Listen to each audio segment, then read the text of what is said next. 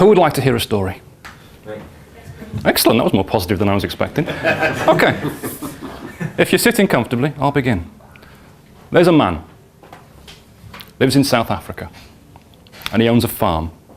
It's not a very big farm, it doesn't earn a lot of money, but it earns a living, so he gets by. But he's never going to be able to retire on it, he's never going to be rich. But he wants to be rich, he wants to be extremely successful. And he's heard a lot of stories of other people in South Africa who've discovered diamonds. And he wants a little piece of that. So he makes the decision to sell his farm and go off and search for diamonds.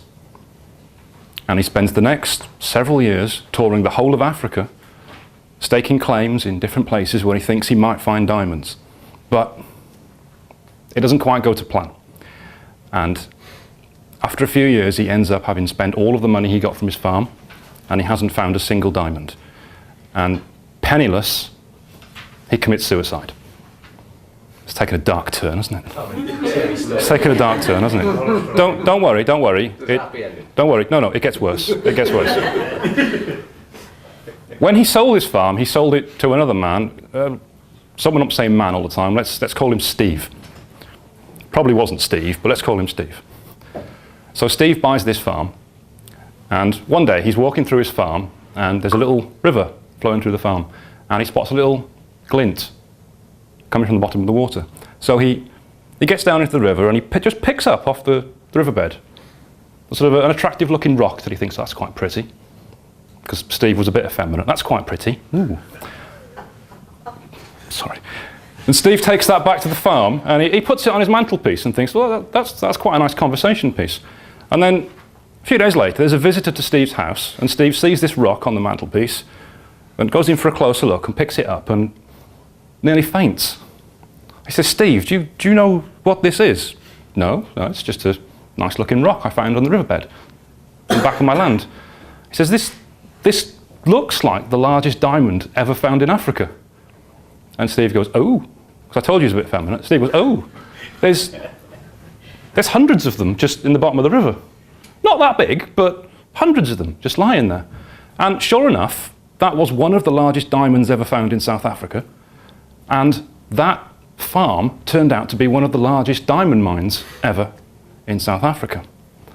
And the man who had sold his farm to go off searching for diamonds was actually living on one of the biggest diamond mines in the whole country. But he never knew, because he didn't know how to look for a diamond until it was actually chiseled and cleaned up. Now there's two interesting things about that story. Firstly, it's apparently true. I haven't made that up, it's a true story. You can Google it, it's called Acres of Diamonds. And the second interesting thing about that story is how it applies to business. How, for example, within BNI, I'd say that you're the farmer, and I'm the farmer, and we're all the farmer. And right here now, we're in our farm. Now, we all want our diamonds, which is referrals and business. Now, we could do what this farmer did, and we can go off somewhere else and look for them.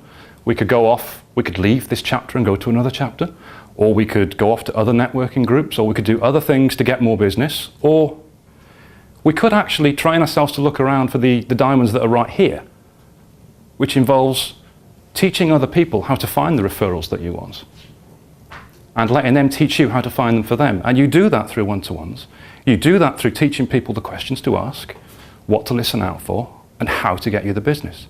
And you don't need everybody in the group to do it for you. You only need 2 or 3 people doing it. But once you've got that, you'll get all the diamonds you want right here, rather than going off and wasting your time trying to find it somewhere else. So the choice is yours. Do you want to sell your farm and go off searching on a fool's errand, or do you want to stay here and find the referrals that are right under your nose? Thank you.